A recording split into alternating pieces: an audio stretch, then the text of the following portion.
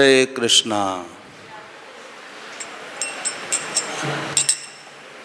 जो सो रहे हैं वो जग जाइए थोड़ी देर के लिए।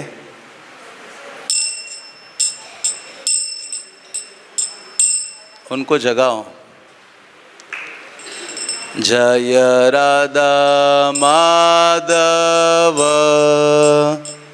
कुंज बिहारी, जय राधा। बोलिए।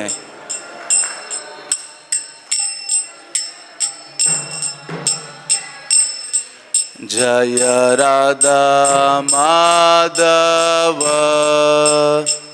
कुंज बिहारी, जय राधा।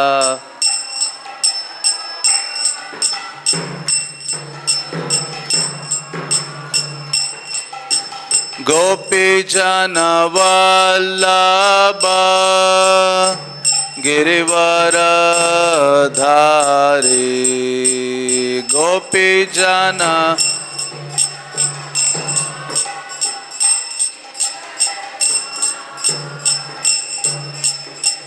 गोपी जन वल्लभ गिरिवर धारी, गोपी जन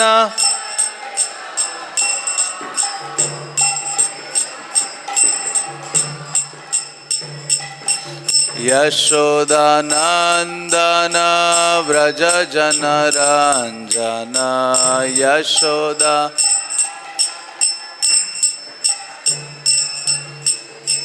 यशोदा नंदन व्रज जन रंजन, यशोदा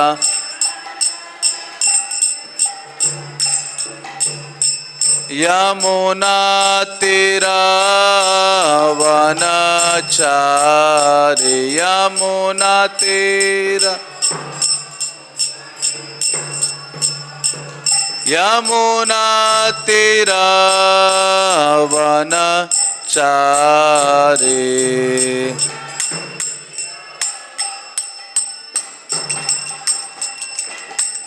जय राधा माधव कुंज बिहारी, जय राधा।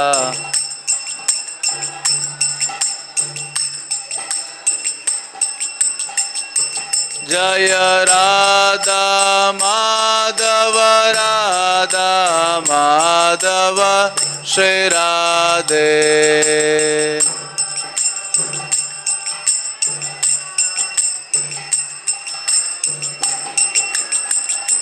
जय गौरानिताय गौरानिताय गौरानिताय, जय गौरानिताय,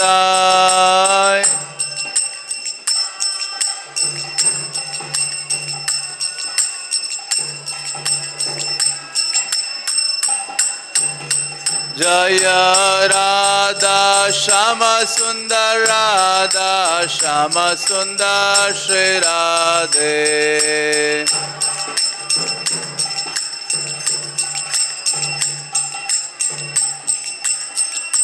जय कृष्ण बलराम कृष्ण बलराम कृष्ण बलराम, जय वृंदावन धाम,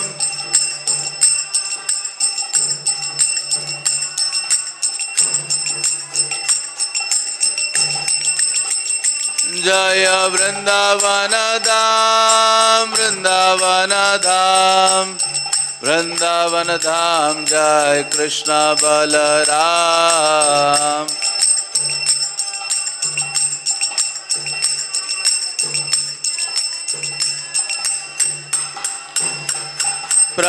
प्रभुपाद प्रभुपाद प्रभुपाद श्रील प्रभुपाद,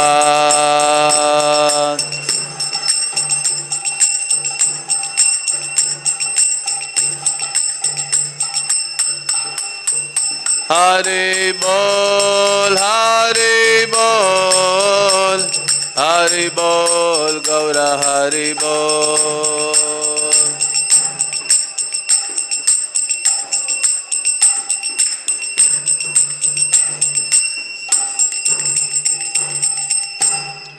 जय ओम विष्णुपाद परमहंस परिव्राजकाचार्य अष्टोत्तर शत श्री श्रीमद इस डिवाइन ग्रेस ऐसी भक्ति वेदांत स्वामी श्रील प्रभुपाद के इस्कॉन बीबीटी फाउंडर आचार्य श्रील प्रभुपाद के श्री श्री कृष्ण बलराम के श्री श्री राधाश्याम सुंदर के श्री श्री निताय गौर सुंदर के समवेद गौर भक्त वृंद की निताय गौर प्रेमानंदे।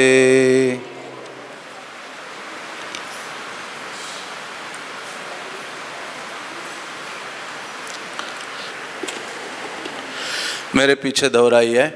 ओम नमो भगवते वासुदेवाय। ओम नमो भगवते वासुदेवाय। ओम नमो भगवते वासुदेवाय। ओम अज्ञानतिमिरान्धस्य ज्ञानाञ्जनशलाकया चक्षुरुन्मिलितं येन तस्मै श्रीगुरवे नमः। श्रीचैतन्य मनोभीष्टं स्थापितं येन भूतले स्वयं रूपा कदा मह्यं ददाति स्वपदान्तिकं। हे कृष्ण करुणा सिन्धु दीनबन्धु जगत्पते गोपेश गोपिका कान्त राधा कान्त नमस्तुते। तप्त कांचन गौरांगी राधे वृंदावनेश्वरी वृषभानुसुते देवी प्रणमामि हरिप्रिये। वाञ्छाकल्पतरुभ्यश्च कृपा सिन्धुभ्येव च पतितानां पावनेभ्यो वैष्णवेभ्यो नमो नमः। जय श्री कृष्ण चैतन्य प्रभु नित्यानंदः श्री अद्वैत गदाधर श्रीवासदि गौर भक्त वृंद। हरे कृष्णा कृष्णा कृष्णा हरे हरे हरे राम राम राम हरे हरे। तो आप सबका स्वागत है आज के इस प्रभुपाद लीलामृत की चर्चा में। तो आज हम श्रील प्रभुपाद का जो चरित्र है लीलामृत सत्स्वरूप दास गोस्वामी महाराज के द्वारा लिखित, तो उस पर चर्चा करेंगे, पढ़ेंगे और साथ साथ चर्चा करेंगे। तो आप सब जानते हैं कि हर रविवार को भगवद गीता के अलावा प्रभुपाद लीलामृत पर चर्चा की जाती है और ये लीलामृत का अध्याय 6 है जिसका शीर्षक है एक अज्ञात मित्र। तो उसमें से हम पढ़ेंगे। तो पिछले कई दिनों से आपने सुना है कि किस प्रकार से इस्कॉन के जो फाउंडर संस्थापक आचार्य हैं श्रील प्रभुपाद, ये आंदोलन शुरू करने के पूर्व कितनी विपदाओं से कठिनाइयों से गुजरे हैं और उसके पश्चात ये जो कृष्ण भावनामृत आंदोलन है उसकी उन्होंने जनमानस के कल्याण के लिए स्थापना की है। तो बाह्य दृष्टि से हम देखते हैं अभी इस्कॉन को तो लोगों को लगता है कि बहुत हरा भरा है, सब कुछ बहुत इजी है, सरल है। लेकिन इस आंदोलन के पीछे सबसे बड़ा जो समर्पण है, त्याग है, वो श्रील प्रभुपाद जी का है। वो लोग जानते नहीं हैं। तो इसलिए आवश्यक होता है कि ऐसे महान आचार्य का जो चरित्र है वो हमें सुनना चाहिए और उनके जीवन की जो जो घटनाएं हैं उनको स्मरण करना चाहिए। उसमें से हमें शिक्षा लेनी चाहिए अपने भक्तिमय जीवन में, क्योंकि शास्त्र कहते हैं वृंदावन आने का सबसे बड़ा लाभ यही है कि वृंदावन में जाकर दर्शन करने से भी ज़्यादा महत्वपूर्ण क्या है, जाकर किसी साधु को ढूंढना और वहाँ जाकर भगवान कृष्ण और उनके भक्तों का जो गुणगान है, उनकी जो कथा है वो श्रवण करना, उससे बढ़कर लाभ अन्य कोई नहीं है। श्रील प्रभुपाद जी जब वृंदावन आए थे अपने गुरु महाराज के साथ, भक्ति सिद्धांत सरस्वती ठाकुर उनके गुरु का नाम है, तो जब वो वृंदावन में ब्रजमंडल परिक्रमा कर रहे थे और बहुत सारे हजारों भक्त आए थे कई जगहों से। तो भक्ति सिद्धांत सरस्वती महाराज ने कहा कि आप में से कितने लोग हैं जो दर्शन करने जाना चाहते हैं, और कितने ऐसे लोग हैं जो यहाँ बैठकर कृष्ण की कथा सुनना चाहते हैं। तो बहुत सारे लोग चले गए, और लेकिन प्रभुपाद जी ऐसे थे, उन्होंने कहा कि मैं तो हे गुरुदेव यहाँ बैठकर क्या करूँगा, सुनूंगा। तो सारे लोग जब गए, कई सारे दर्शन करके वापस आए, तो भक्ति सिद्धांत सरस्वती महाराज ने कहा कि आपकी आई एक्सरसाइज हो गई, मतलब आपकी आंखों की कसरत हो गई। इन भौतिक आंखों से आप भगवान को क्या देख सकते हो। हाँ, तो जो भक्त है वो भगवान को कैसे देखता है, कानों के माध्यम से देखता है। भगवान की अनुभूति करने के लिए, भगवान का साक्षात्कार करने के लिए जो सर्वोच्च विधि है वो कान है। और जितना अधिक भगवान के बारे में हम सुनते जाएंगे, उतने ही अधिक कृष्ण हमारे हृदय में प्रकट हो जाएंगे। इसलिए भागवत में कहते हैं प्रविष्ट कर्ण रंध्रेन।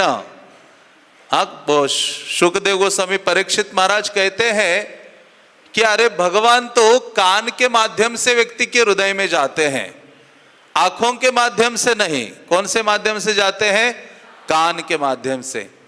इसलिए कलियुगा में वो व्यक्ति बुद्धिमान है जो भगवान के बारे में श्रवण करने में रुचि रखता है।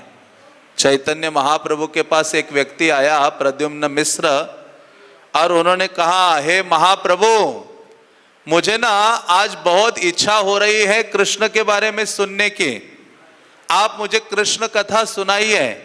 चैतन्य महाप्रभु कहते उस ब्राह्मण को, कृष्ण कथा नहीं जानी, मैं तो कृष्ण कथा नहीं जानता हूं, लेकिन मैं ऐसे व्यक्ति को जानता हूं जो कृष्ण कथा करता है।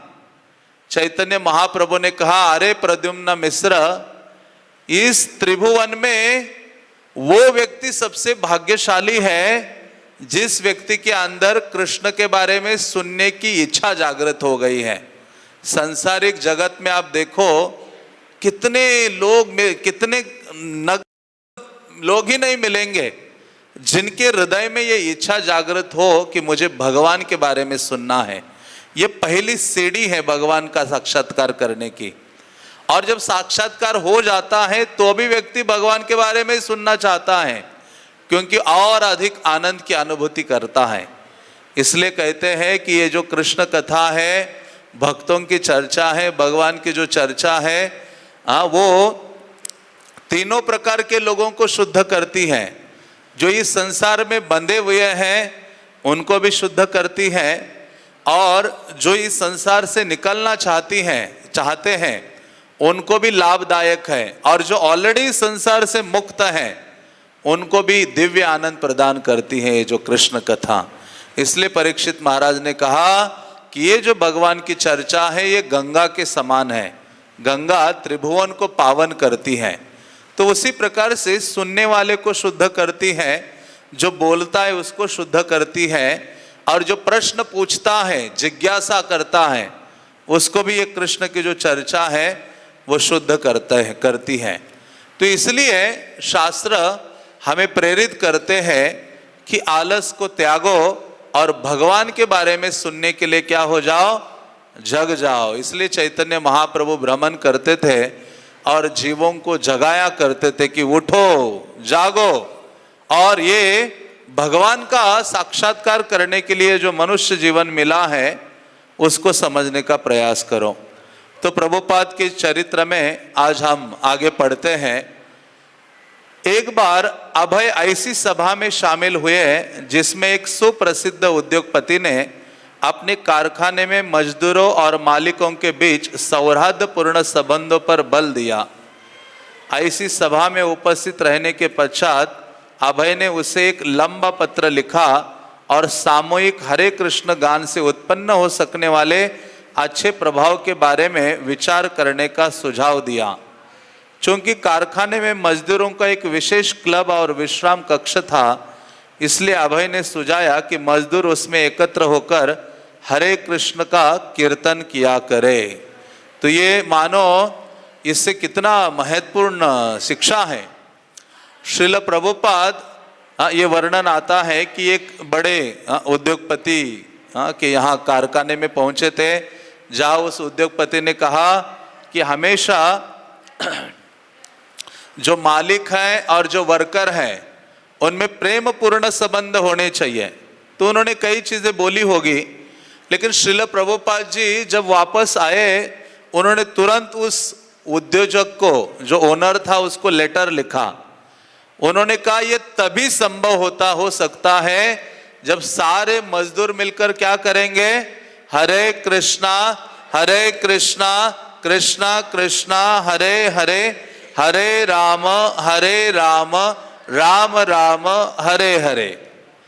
तो श्रील प्रभुपाद शुरुआत से ही उनके हृदय में ये कन्विक्शन था पूर्ण रूपेण कि सारी समस्याओं का एक ही हल है और वो है कृष्ण नाम संकीर्तन। हाँ, इसलिए इस कलियुग के जीव को ये कृष्ण नाम को बहुत पकड़ के रखना चाहिए। हाँ, आपको याद होगा प्रभुपाद जी जब अमेरिका पहली बार पहुंचे और वहां उन्होंने जलदूत से उतरकर बोस्टन के बंदरगाह पर अपना पहला कदम रखा, उसके पश्चात उन्होंने एक काव्य लिखा, मार्किने भागवत धर्म। प्रभुपाद ने कहा, दो कविताएं लिखी, उनमें कहा था प्रभुपाद ने कि हे कृष्ण, आप मुझे इतने बेहद स्थान पर लेकर आए हो और मैं यहां आकर देख रहा हूं कि यहाँ के लोग क्या भागवत को सुनेंगे, क्या कृष्ण कथा को सुनेंगे। ये लोग तो रजो और तमोगुण से पूर्णतः ग्रसित हैं। आप मुझे इतना दूर लाए हो ना, जरूर आप मुझसे कुछ ना कुछ विलक्षण कार्य करवाना चाहते हो और मैं आपके हाथ की कठपुतली हूं, आप मुझे जैसा चाहे वैसा न चाहे। ये एक उन्नत भक्त का लक्षण है कि जो शिष्य है वो अपने गुरु की हाथ की कठपुतली बनता है। कठपुतली अपने आप डांस नहीं कर सकती, जैसा वो कठपुतली को नचाने वाला है उसके अनुसार ही वो डांस करती है। उसी प्रकार से एक शिष्य को इतना लचीला होना चाहिए, इतना सरल होना चाहिए कि गुरु और कृष्ण जैसे उससे सेवा करवाना चाहे वैसी सेवा करने के लिए उसको समर्पित होना चाहिए। ऐसा नहीं कि मुझे यही अच्छा लगता है कृष्ण की सेवा में, मेरे मन के अनुसार यही मैं करूंगा, तो वो शरणागति नहीं है। शरणागति का अर्थ है आचरण दासवत नीचः, मतलब दास के समान गुलाम गुरु के लिए हो जाए, जो कहे उसके लिए दौड़ पड़े। इसलिए तो श्रील प्रभुपाद की सफलता है कि अपने गुरु के आदेश की पूर्ति करने के लिए वो तत्पर हो गए। शिष्य का मतलब ये नहीं है कि उसको जो अच्छा लगे वो करूंगा। शिष्य का अर्थ है उसके ऊपर शासन हो। शासन किसका हो? दो चीजों का, शास्त्र का और गुरु का हो, इसलिए वो शिष्य है। जो व्यक्ति शासन में रहना सीखेगा वही व्यक्ति शिष्य हो सकता है।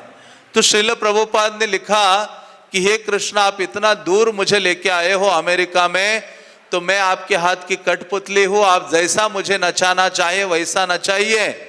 मेरा नाम भक्ति वेदांत रखा है, लेकिन ना मुझ में भक्ति है और वेदांत का अर्थ है ज्ञान, ना मुझ में ज्ञान है। लेकिन हे कृष्ण, प्रभुपाद आगे लिखते हैं कि मुझ में एक चीज है। क्या? आपका ये जो पवित्र नाम है ना, हरे कृष्ण महामंत्र, इसको मैंने बहुत नामे खूब धरो, बंगाली में उन्होंने लिखा, नाम को मैंने बहुत पकड़ के रखा है। और ये प्रभुपाद की एक योग्यता थी कि नाम, इसलिए चैतन्य भक्तिविनोद ठाकुर कहते हैं, नाम बिना किछु नाहि कार 14 भुवन माझे। इस संसार में हम कितनी भी वस्तुएं इकट्ठे करें, कितने भी संबंध बनाए, कितने भी नाम, सब कुछ हासिल करें, फेम आदि, यश, लेकिन फिर भी ये सब छूट के चला जाना होगा। लेकिन एक चीज हम साथ में रख सकते हैं, वो है कृष्ण का नाम, जो हमसे अलग नहीं हो सकता। इसलिए भक्ति विनोद ठाकुर कहते हैं, अरे त्रिभुवन में कोई चीज लेने योग्य है तो वो एक ही है, भगवान कृष्ण का पवित्र नाम। इसी कारण से इस पर जोर दिया गया है।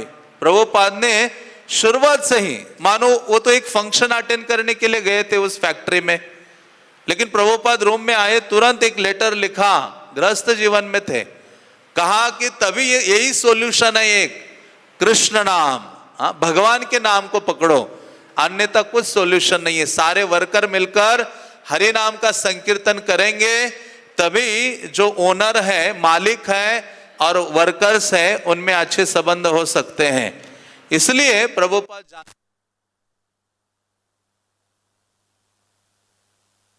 केवल एक ही समाधान है, और वो समाधान है भगवान के नाम का कीर्तन। और ये नाम कोई साधारण वस्तु नहीं है।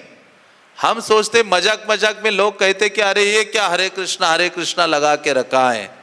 हाँ, ये लोग उठते सुटते कुछ करते नहीं है, केवल क्या करते हैं, हरे कृष्णा करते रहते हैं। ये हरे कृष्णा कोई साधारण वस्तु नहीं है। भक्ति विनोद ठाकुर लिखते हैं कि अरे नाम सम वस्तु नाय ए भव संसारे, नाम से परम धन कृष्णेर भांडारे। भक्ति विनोद ठाकुर हरिनाम चिंतामणि में लिखते हैं कि नाम सम वस्तु नाय ए भव संसारे, इस त्रिभुवन में सबसे श्रेष्ठ वस्तु कोई है तो वो कृष्ण नाम है। और यदि आप पूछोगे कि कृष्ण गोलोक वृंदावन में रहते हैं तो भगवान ने वैकुंठ में भी अपनी तिजोरी रखी होगी, उस तिजोरी में क्या रखा है भगवान ने, तो भक्ति विनोद ठाकुर कहते हैं नाम से परम धन कृष्णेर भांडारे। भांडारे मीन स्टोर हाउस। हाँ, कृष्ण का जो स्टोर हाउस है, भंडार है गोलोक वृंदावन में, वहां क्या रखा है उन्होंने, ये हरे कृष्ण महामंत्र रखा है।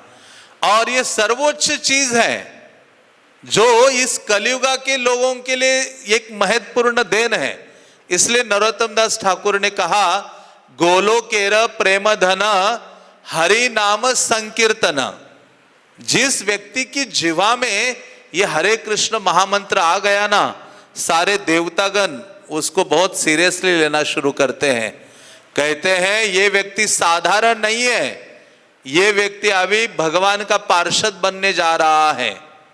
हाँ, ये कृष्ण नाम जिह्वा पर आ जाना मतलब बहुत बहुत जन्मों की सुकृति इकट्ठा होने के बाद किसी व्यक्ति के जिह्वा पर ये भगवान का नाम आता है। इसलिए कहा गया है कि बहुत जन्मों के पुण्य उदित हो जाते हैं तो उस व्यक्ति को सौभाग्य या ये सौभाग्य प्राप्त होता है हरे कृष्ण महामंत्र का जप करने का, और वो व्यक्ति निश्चित रूप से भगवान के धाम जाता है। क्योंकि कलियुगा में परीक्षित महाराज ने देखा, कली तो साक्षात सामने खड़ा था, लेकिन कली को मारा नहीं परीक्षित महाराज ने। हाँ, लेकिन उसको दंडित किया, लेकिन देखा कि एक गुण उसमें अच्छा है। और क्या है वो गुण, कलेर दोषो निधि राजन अस्ति एक महद गुनाह कीर्तनादेव कृष्णश्च मुक्त संग परम व्रजेत। परीक्षित महाराज ने देखा कि अरे कलियुगा में तो दोष ही दोष है, लेकिन एक गुण बहुत अच्छा है, कीर्तनादेव कृष्णश्च, कृष्ण का कीर्तन। तो इसलिए भागवत कहता है कि कलियुगा में जो बुद्धिमान लोग होंगे ना, वो भगवान की पूजा अगरबत्ती से, दीप से या कोई और यज्ञ आदि से नहीं करेंगे। किससे करेंगे, संकीर्तन से। हरे कृष्णा कृष्णा कृष्णा हरे हरे, हरे राम राम राम हरे हरे। इसलिए ये जो कलियुग है जिसमें हम हैं, ये साधारण कलियुग नहीं है। हर बार अलग अलग कलियुग आते हैं, लेकिन इस कलियुग की विशेषता है, हमारे गौड़ीय आचार्य कहते हैं ये धन्य कली है। कौन सा कली है, धन्य कली। क्योंकि इस कलियुगा में साक्षात व्रजेंद्र नंदन कृष्ण को प्राप्त करने की जो चीज है वो आपके हाथ में प्राप्त होती है, और वो है कृष्ण का पवित्र नाम। और वो कृष्ण से अभिन्न है। कली काले नाम रूपे कृष्ण अवतार, कलियुगा में नाम, हरि नाम के रूप में, नाम के रूप में कृष्ण अवतीर्ण हुए हैं। ये साधारण वस्तु नहीं है। इसलिए सबसे अधिक प्रेम लगाव होना चाहिए तो वो कृष्ण नाम से होना चाहिए। हाँ, सदैव ऐसे हजारों भक्त हैं, वो अपना एक क्षण भी नहीं गवाते हैं, कुछ भी करते कार्य कृष्ण कृष्ण का उच्चारण करते रहते हैं, अपने जिह्वा से उसका उच्चारण करते रहते हैं, कृष्ण नाम गाते हैं, क्योंकि कृष्ण और कृष्ण नाम में कोई अंतर नहीं है। शास्त्र कहते हैं मंत्रास्तु कृष्ण देवश साक्षात भगवतो हरे।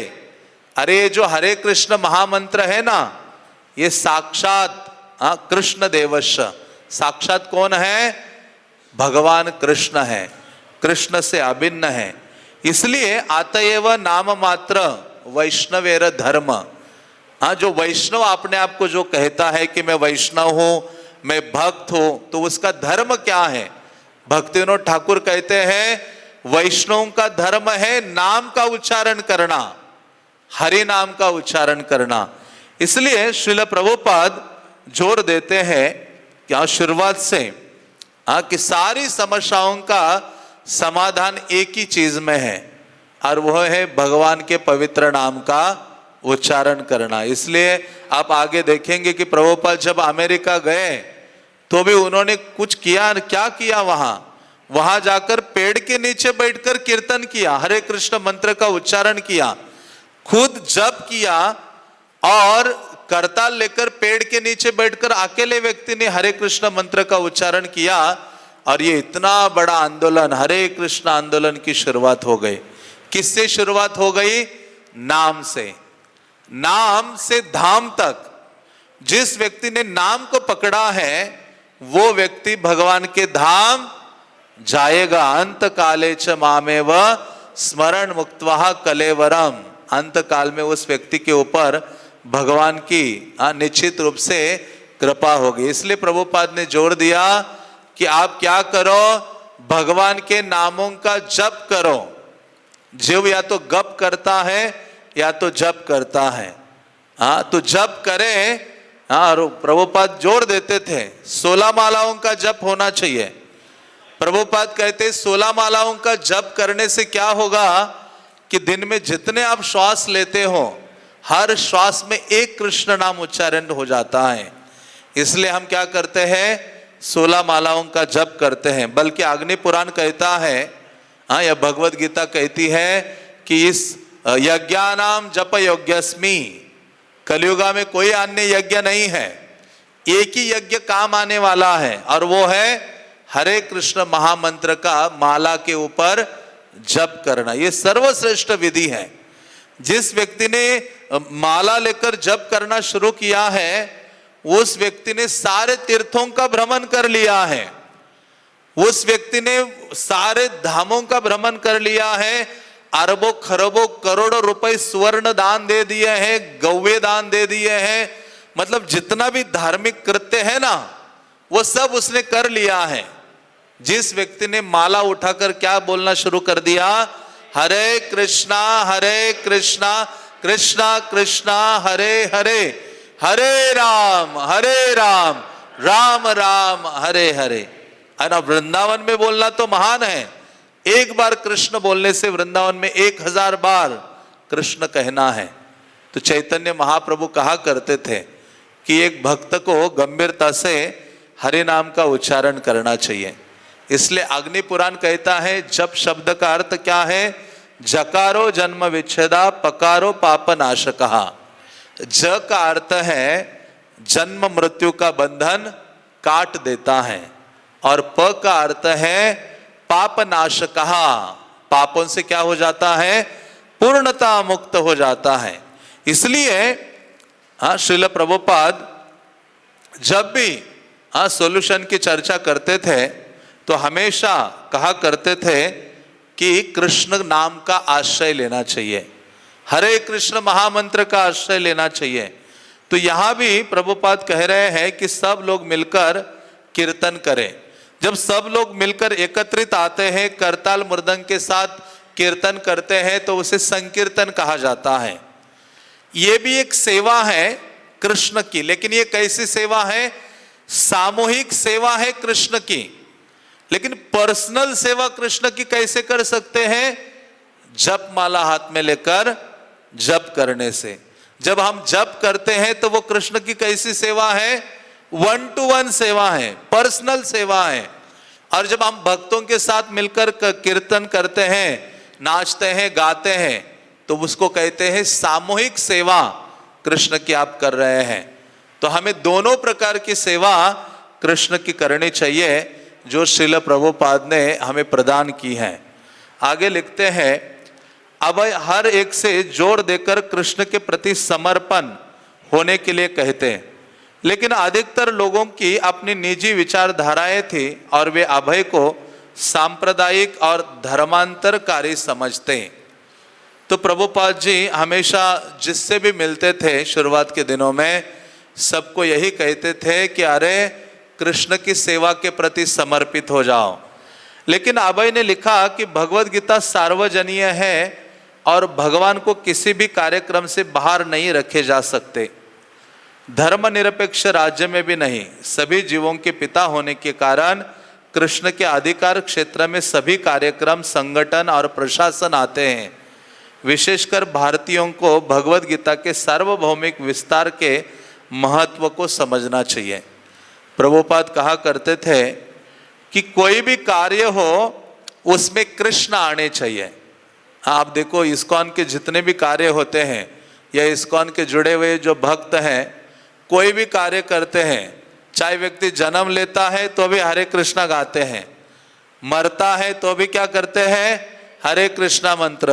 बर्थडे मनाते हैं तो भी हरे कृष्णा मंत्र। कोई चीज गृह प्रवेश करना है तो भी हरे कृष्णा मंत्र है, कीर्तन है, कथा है, प्रसादम है। हाँ, तो मतलब हमारे जीवन के हर कार्य जो है कृष्ण के इर्द गिर्द है। कृष्ण को हमने क्या बना दिया है? सेंटर बना दिया है, केंद्र बनाया है। इसलिए कहा गया है कि हर परिवार में, विशेष रूप से हर गृहस्थ के घर में विग्रह होने चाहिए, जिसका प्रभाव सब घर के लोगों के ऊपर पड़ता है, बच्चों पर और बाकी अन्य सदस्यों के ऊपर। क्योंकि घर के जो केंद्र है, सेंटर है, वो भगवान बन जाते हैं और भगवान की सेवा के लिए सब लोग लग जाते हैं। तो प्रभुपाद कहते हैं कि हमें हर कार्य में भगवान को रखना चाहिए। और जो भगवद गीता है वो केवल भारतीयों के लिए नहीं है। भगवद गीता प्रभुपाद कहा करते थे सभी के लिए है, क्योंकि भगवद गीता ये आत्मा का विज्ञान है। ये केवल भारतवासी या हिंदुओं का विज्ञान नहीं है, ये क्या है? आत्मा का, हर आत्मा के लिए विज्ञान है। हाँ, क्योंकि आत्मज्ञान की शिक्षा भगवद गीता प्रदान करती है। इसलिए बाकी जितने भी धर्म आदि के ग्रंथ है उससे आगे का जो ज्ञान है वो भगवद गीता से शुरू होता है। हाँ, तो भगवद गीता सीधा चर्चा करती है आत्मा से। शुरुआती होती है कि आप ये शरीर नहीं हो, आप क्या हो? आत्मा हो। हाँ, बाकी अन्य किसी धर्म ग्रंथों में इसकी चर्चा नहीं है, तो इसलिए ये साधारण नहीं है। प्रभुपाद कहा करते थे कि विशेष रूप से जो भारतीय है उनको भगवद गीता समझनी चाहिए और भगवद गीता का अपने जीवन में पालन करना चाहिए और दूसरों को भी समझाना चाहिए। आगे लिखते हैं, यद्यपि अभय के सुझावों के पीछे हमेशा कार्य की कोई ना कोई योजना होती थी, लेकिन पहले से पत्र व्यवहार करने वाले व्यक्ति की रुचि का पता लगाते थे।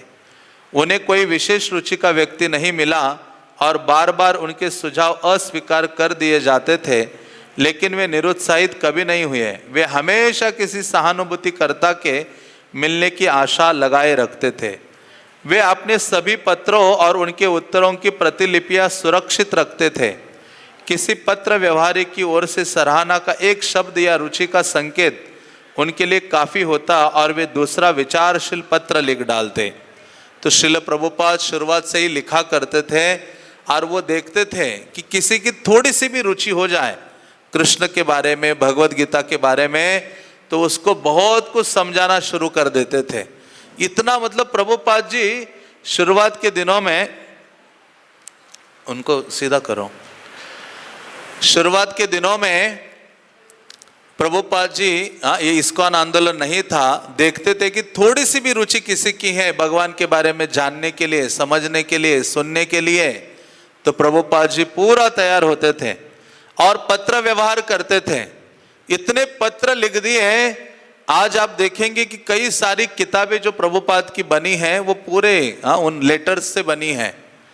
और इतने हजारों पत्र लिख दिए प्रभुपाद, जितना मतलब कार्य प्रभुपाद ने किया है, न भूतो न भविष्यति, इससे पहले किसी ने ऐसा नहीं किया और आगे करने के लिए छोड़ा ही नहीं है। इससे पहले पूरे विश्व में किसी ने कृष्ण भक्ति का ऐसा प्रचार नहीं किया।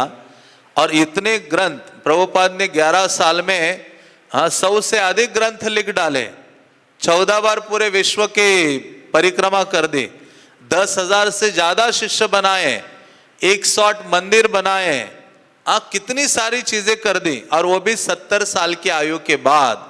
तो ये असंभव है। व्यक्ति की 70 साल की आयु होती है तो घर में 2 लोग उसको पकड़ पकड़ कर चलाते हैं।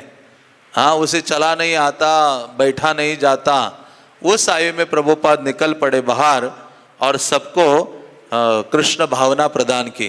तो प्रभुपाद थोड़ी सी रुचि देखते थे किसमें, तो उसको प्रोत्साहित करते थे। जैसे एक बार प्रभुपाद ने कहा कि यदि किसी व्यक्ति के अंदर भागवतम को सुनने की इच्छा है तो मैं अपने पैसे खर्च करके टिकट निकालकर उसके पास आऊंगा और उसे श्रीमद् भागवतम सुनाऊंगा। केवल क्या होनी चाहिए, उस व्यक्ति की इच्छा होनी चाहिए। इसलिए भगवान से हम प्रार्थना करते हैं ना, कोई अन्य प्रार्थना नहीं करनी चाहिए। ये की प्रार्थना होनी चाहिए कि हे कृष्णा, मुझे राइट इच्छा करने की इच्छा दो, मुझे अच्छी इच्छाएं आ जाए, बस यही इच्छा प्रदान करो। Right desires. राइट डिजायर्स क्या है? कृष्ण से संबंधित है, कृष्ण की सेवा से संबंधित है। और श्रील प्रभुपाद सदैव एंकरेज करते थे भगवान की सेवा के लिए, और जो भी उनसे जुड़ता था उसको कृष्ण की सेवा में लगाते थे और खुद ही समर्पित थे। अपना जीवन उन्होंने निछावर कर दिया था। एक बार उनकी एक जो शिष्य थी जदुरानी माता जी, उन्होंने एक सुंदर पेंटिंग बनाया। बहुत सारी पेंटिंग आप किताबों में देखोगे इस्कॉन के, तो वो माता जी, जदुरानी माता जी ने बनाई है। तो एक पेंटिंग बनाकर प्रभुपाद जी का एक रूम था, प्रभुपाद जी बैठे थे, वो लेकर आ गए और कहा प्रभुपाद ये पेंटिंग बनाया है। और वो लगाने के लिए एक चेयर के ऊपर खड़ी हो गई और लगा के जैसे उतरी तो जो प्रभुपाद यूज करते थे जो चटाई बैठने के लिए, उसके ऊपर उनका पाँव पड़ा। शास्त्र कहते हैं ना कि गुरु की वस्तुओं को आपके पाँव स्पर्श नहीं होना चाहिए, पाँव फैला के ना बैठे, ऐसे कई सारे जो चीज़ें दी गई हैं। क्यों? क्योंकि हम सत्व गुण में आते हैं। ये नियमों का पालन क्यों करना होता है कि भगवान के सामने पीठ नहीं दिखाए, पाँव नहीं फैलाए, सीधा बैठे, और भगवान के सामने फालतू इधर उधर की घर की सांसारिक चर्चाएं ना करें मंदिर में। क्यों ये सब कहा जाता है नियमों का पालन? इसलिए कहा जाता है कि आप सत्व गुण में आओगे इन नियमों का पालन करने से। और जब सत्व गुण में आओगे तो फिर कृष्ण भावना के कार्यकलाप करना सरल हो जाता है और शीघ्रता से हम शुद्ध हो जाते हैं। तो जब वो जदुरानी माता जी का पाँव लगा तो वो कहीं प्रभुपाद जी मुझे क्षमा कर दीजिए कि आपकी जो जिस पे आप बैठते हैं चटाई में मेरा पाँव लग गया। प्रभुपाद ने कहा पाँव ही क्या, कृष्ण की सेवा के लिए तुम मेरे सर पे पाँव रखोगी तो भी मैं उसको सहन करने के लिए तैयार हूं, लेकिन क्या करो, कृष्ण की सेवा करो। ये भावना थी।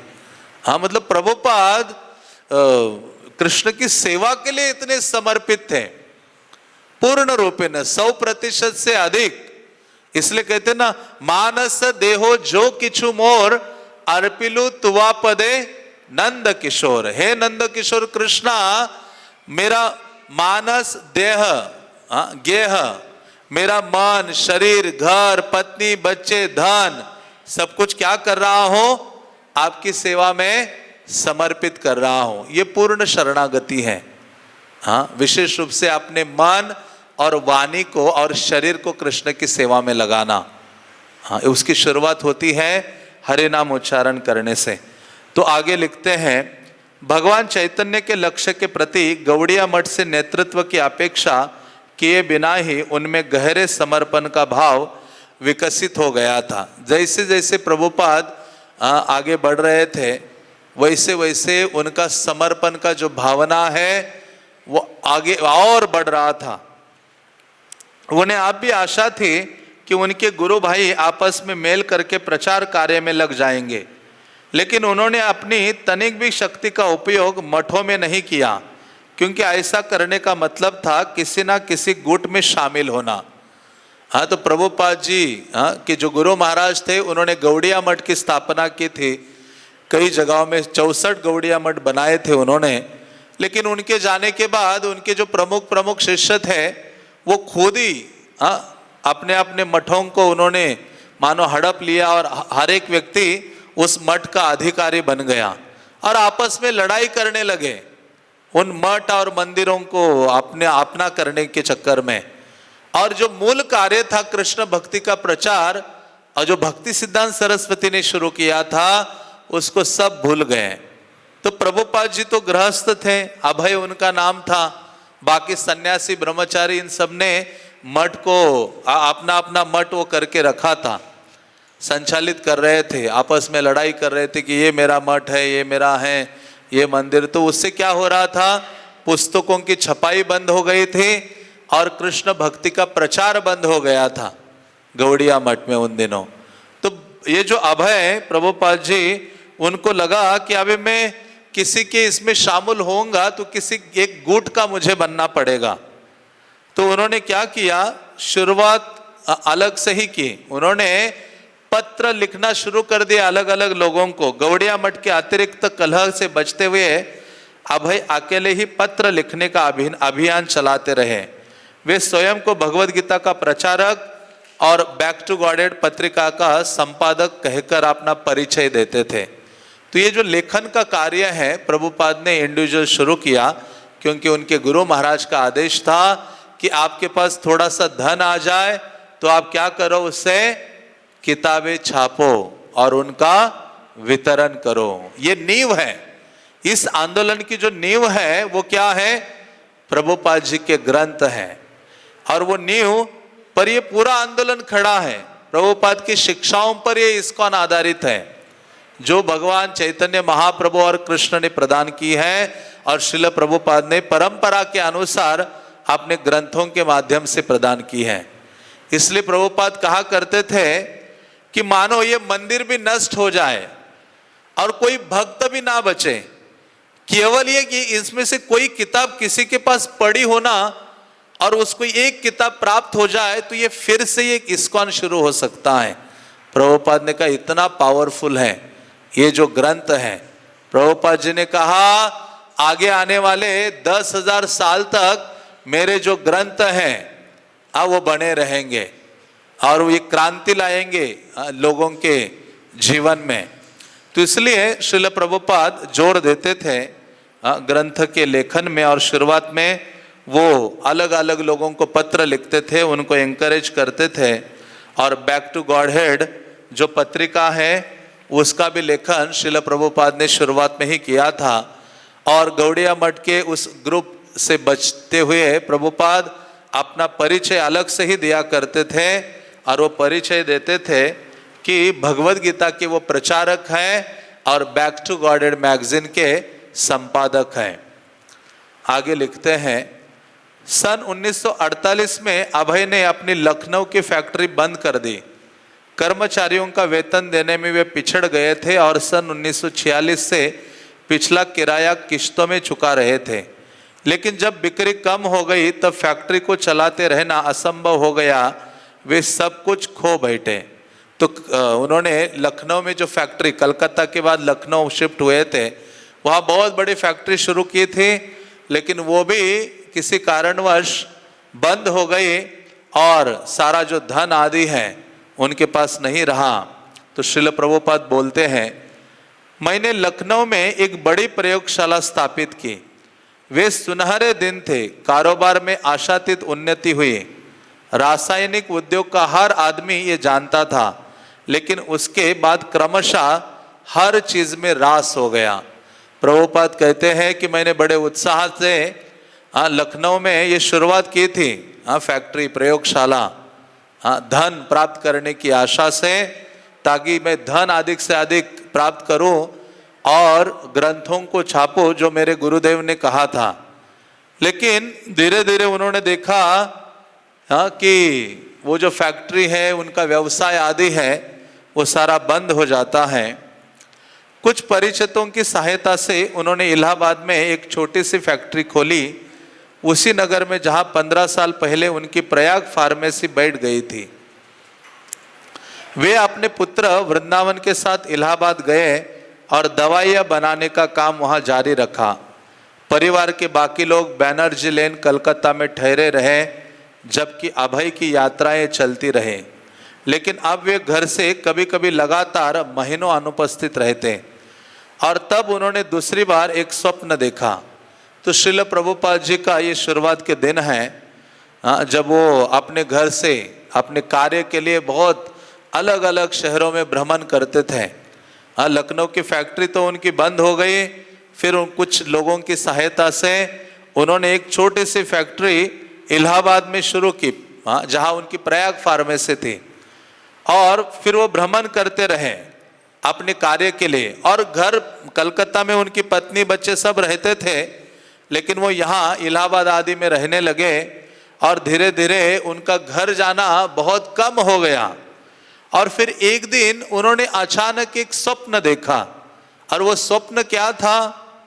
वो कहते हैं श्रील भक्ति सिद्धांत सरस्वती उनके सामने प्रकट हुए। वे पुनः संकेत से बुला रहे थे कि अभय संन्यास ले ले। और अभय को पुनः उस स्वप्न की उपेक्षा करनी पड़ी। वे गृहस्थ थे और उनकी बहुत सी जिम्मेदारियां थी। संन्यास लेने का मतलब हर वस्तु को त्याग देना था। उन्हें धनोपार्जन करना था। उनकी 5 संतानें थी। उन्होंने सोचा, गुरु महाराज मुझे संन्यास लेने को क्यों कह रहे हैं? अब यह संभव नहीं था। पहले भी श्रील प्रभुपाद ने यह स्वप्न देखा था। उनके गुरु महाराज स्वप्न में आकर उन्हें कहे थे कि आप संन्यास ग्रहण करो। और ये दूसरी बार भी यही है। भक्ति सिद्धांत सरस्वती स्वप्न में आते हैं और वो कहते हैं संन्यास ग्रहण करो अभय। तो अभय कहते हैं कि मुझे तो डर लग रहा था संन्यास के बारे में सोचकर, क्योंकि मुझे अभी धनोपार्जन करना था। तो संन्यास कोई साधारण वस्तु नहीं है। संन्यास का अर्थ है सम्यक रूप से इस भौतिक चीज़ों को त्याग देना। तो प्रभुपाद जी कहते हैं कि मेरे लिए ये असंभव सा था उन दिनों। इलाहाबाद का धंधा असफल रहा। उन्होंने अपने सेवक गौरांग को लिखा, जो उनके पास फिर आना चाहता था। इस समय धंधे की हालत बहुत अच्छी नहीं है। जब हालत में सुधार होगा और यदि उस समय तुम्हें अवकाश होगा तो मैं तुम्हें बुलाऊंगा। उन्होंने जी जान से काम किया, लेकिन परिणाम अच्छा नहीं हुआ। तो श्रील प्रभुपाद जी शुरुआत के दिनों में बहुत प्रयास किया, लखनऊ में, इलाहाबाद में अपना जो व्यवसाय है उसको स्थिर करने का, धन उपार्जन करने का, लेकिन उसका परिणाम सही नहीं था। जैसे कि हर वस्तु को देखते थे, जैसा कि वे हर वस्तु को देखते थे, अभय ने वर्तमान परिस्थितियों को भी धर्मशास्त्र की दृष्टि से देखा और उन्हें भागवतम का श्लोक स्मरण आए बिना न रहा। तो श्रील प्रभुपाद हर चीज को देखते थे तो शास्त्र के दृष्टि से देखते थे। हर समय में जो भी परिस्थिति आती थी तो शास्त्रों के अनुपात में उसको देखा करते थे। तो जैसे ही ये चीज उनके ऊपर बीती कि उनकी फैक्ट्री भी खत्म हो गई, सारे प्रयास विफल हो गए, धन अर्जन का कोई उचित साधन नहीं रहा, तो श्रील प्रभुपाद को भागवतम का एक श्लोक याद आया। जैसे कई श्लोकास होते हैं अलग अलग भक्तों के जीवन में। कई ऐसे भक्त हैं जिनके जीवन में एक श्लोक सुनने मात्र से उनका जीवन परिवर्तित हो जाता है।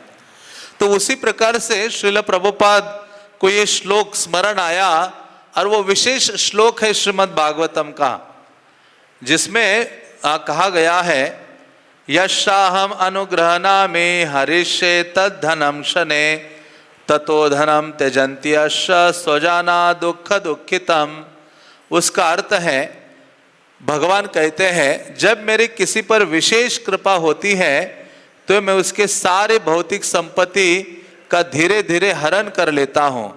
तब उस दुख से पीड़ित दीनहीन मनुष्य का उसके सभी मित्र और संबंधी त्याग कर देते हैं। तो प्रभुपाद कहते हैं ये मेरे ऊपर भगवान की सबसे बड़ी कृपा ही थी, और भगवान की सर्वोच्च मानो ये कृपा है। भगवान किसी को अपना करना चाहते हैं तो उसके भौतिक आसक्तियों को उससे छीन लेते हैं। हरिष्ये तत् धनम क्षणे। हम ऐसी प्रार्थना कर सकते, भगवान को नहीं कर सकते। हमारे ऊपर यदि ऐसी कृपा करेंगे तो हम फिर से मंदिर में नहीं आएंगे। भगवान इतनी कठोर कृपा नहीं चाहिए, कृपा मुझे नहीं चाहिए। तो श्रील प्रभुपाद ने ये देखा, और इस स्थिति को, चाहे दुख आए सुख आए, भक्त की ये भावना होती है, वो भगवान की कृपा को ही उसमें क्या करता है, देखता है। तो श्रील प्रभुपाद ने देखा कि उनका सारा धन, फैक्ट्री आदि सब बंद हो गया, कोई आशा नहीं बची। तो उन्होंने कहा ये भगवान की वास्तव में मेरे ऊपर कृपा है। अभय ने श्रील भक्ति सिद्धांत सरस्वती के मुख से ये श्लोक सुना था।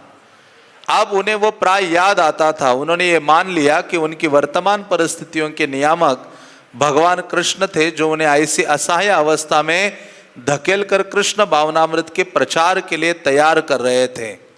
तो प्रभुपाद ने ये अनुभूति उनको आती है कि ये जो परिस्थिति है ये एक प्रकार से अनुकूल ही है। भगवान इससे मुझे कृष्ण भावना का प्रचारक बनाना चाहते हैं, ऐसी स्थिति में डालकर। श्रील प्रभुपाद बोलते हैं, किसी न किसी प्रकार भगवान चैतन्य महाप्रभु के संदेश का प्रचार करने की मेरी इच्छा बढ़ती गई और दूसरा पक्ष निर्बल होता गया।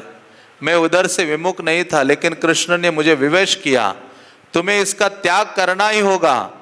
इतिहास जानता है कि किस प्रकार ये सांसारिकता के प्रति मेरा लगाव कम होता गया, कम होता गया, कम होता गया। प्रभुपाद कहते हैं जब भगवान ने ये सारी चीजों का हरण कर लिया तो सांसारिक कार्यों के प्रति और मेरी जो रुचि है वो कम होती गई, और ये बल आने लगा चैतन्य महाप्रभु के आंदोलन का प्रचार करना है।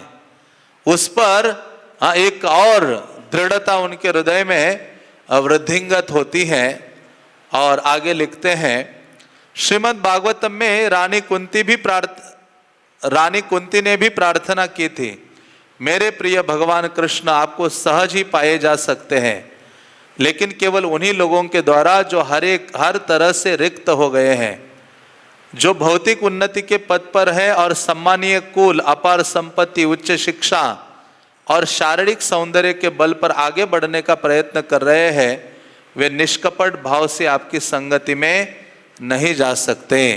तो कुंती महारानी भी कहती है, नमो अकिंचन वित्ताय, हे भगवान आप उनके धन हैं जिनके पास इस संसार का धन नहीं है। नमो अकिंचन वित्ताय, सांसारिक रूप से जो अकिंचन हो गया है, अकिंचन गोचरः, भगवान को कहा जाता है कि भगवान अकिंचन के लिए गोचर है। तो उस प्रकार से कुंती महारानी यहाँ कहती है कि जो जिस व्यक्ति को या अपने सुंदरता का, धन का, शिक्षा का, इन सब का जिसको अहंकार है, उच्च कुल में जन्म का, ऐसा व्यक्ति आपको समझ नहीं सकता है या आपके शरण में नहीं आ सकता है। तो अंततः श्रील प्रभुपाद का वक्तव्य यहाँ दिया है, अतएव सन 1950 में मैं व्यवहारिक रूप से निवृत्त हो गया। प्रभुपाद ने कहा 1950 को मैं अपने सारे इन कार्यों से मुक्त हो गया, निवृत्त हो गया, लेकिन मैंने एकदम अवकाश नहीं लिया। जो थोड़ा बहुत धंधा चल रहा था उससे कुछ संपर्क बना रहा, धीरे धीरे धंधा लगभग समाप्त हो गया।